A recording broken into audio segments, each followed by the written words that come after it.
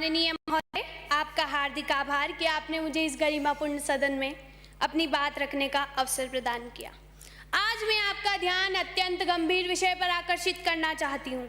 माननीय अध्यक्ष महोदय, किशोरावस्था में होने वाले यौन अपराध केवल शरीर पर ही नहीं बल्कि मन, आत्मविश्वास और भविष्य पर सीधे प्रहार करती हैं। नेशनल क्राइम रिकॉर्ड ब्यूरो 2023 के अनुसार देश भर में 10,000 पोक्सो में मामले दर्ज हैं, जिसमें राजस्थान भी गंभीर स्थिति में खड़ा है। मान्यवर, पीड़ित बच्चे लंबे समय तक डर, शर्म, अनिद्रा, पढ़ाई से दूरी, घबराहट और आत्मघाती विचारों से जूझते रहते हैं। लहर लहर से उठता हर एक क्षण जीवन का संगीत है। मन के हारे हार सदारे, मन के जीते जीत हैं। यह केवल विधिक अपराध नहीं, यह बचपन की हत्या है और भविष्य की भी हत्या है।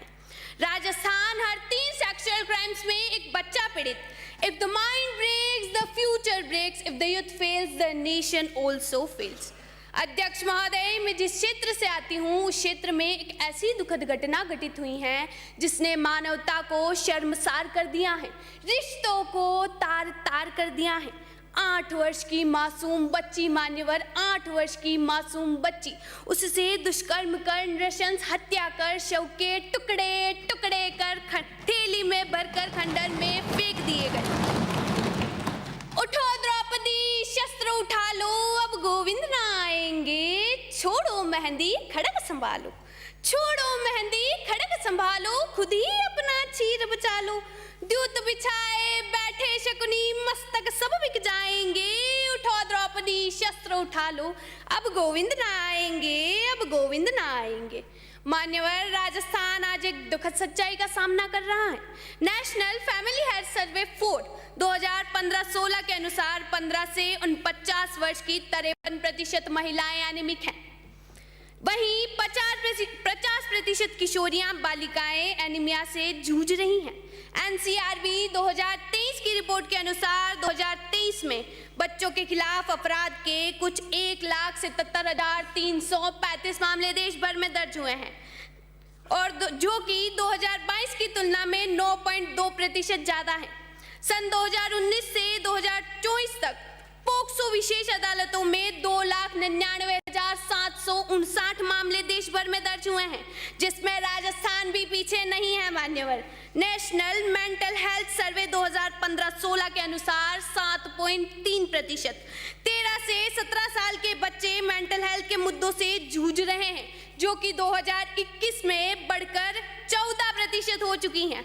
और सबसे दर्दनाक 81% किशोर किशोरियां मानसिक तनाव की समस्या की तरफ बढ़ रहे हैं। एनसीआरबी के अनुसार एनडीपीएस अपराधों में तेज बढ़ोतरी। राजस्थान एसटीएफ 1200 किलो प्लस नशीले पदार्थ जब्त। स्कूल के पास सिंथेटिक ड्रग्स, वेपिंग, टेबलेट्स। मान्यवर, ये व्यापार नहीं, भविष्य पर हमला है। मैं पूछती हूँ, बच्चों तक नशा पहुंचा कौन रहा है? ये सिंडिकेट कौन चला रहा है?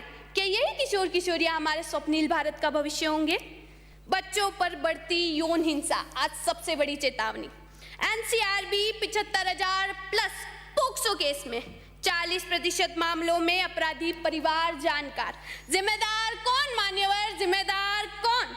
घर का वातावरण, इंटरनेट का अनियंत्रित उपयोग, असुरक्षित पड़ोस और सबसे ज्यादा समाज की चुप्पी। मान्यवर, समाज की चुप्पी। Coaching pressure, career confusion.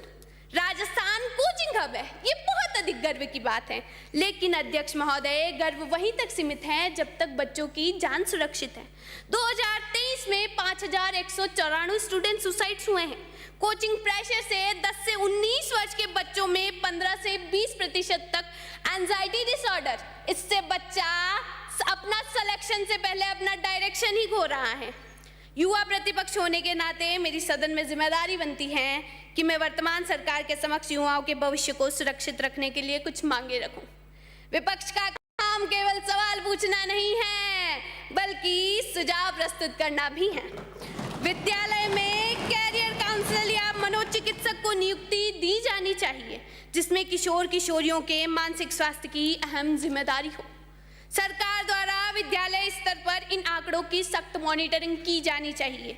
किशोर किशोरियों के मानसिक स्वास्थ्य के साथ ही शारीरिक स्वास्थ्य पर भी ध्यान देना सरकार की जिम्मेदारी है, जिससे किशोरियां एनीमिया या अन्य किसी शारीरिक विकारों का शिकार न हो और बालिकाएं अपने भविष्य की चुनौतियों का सामना आसानी से कर सके। सरकार द्वारा विगत वर्षों में युवाओं के मानसिक और शारीरिक स्वास्थ्य को ध्यान में रखते हुए कुछ खेलकूद प्रतियोगिताओं को स्थान दिया गया, परंतु जमीनी हकीकत तो कुछ और ही है मान्यवर। विद्यालयों की समय सारणी में खेल के लिए कालांश ही नहीं है। चाइल्ड प्रोटेक्शन कमिटीज का गठन किया जाए। अंत में सिर्फ 2 पंक्तियां बोलना चाहूंगी। उत्तिष्ठत जागृत प्राप्य वर्णान्निबोधत। उठो, जागो और अपने श्रेष्ठ भविष्य को प्राप्त करो। महोदय, मैं ये पूछना चाहूंगी कि योजनाएं केवल कागजों में शाबाशी बटोर रही हैं या धरातल पर भी अमल में आ रही हैं? विचार तो करना पड़ेगा मान्यवर, विचार तो करना पड़ेगा। इसी के साथ धन्यवाद। जय हिंद, जय भारत, जय राजस्थान।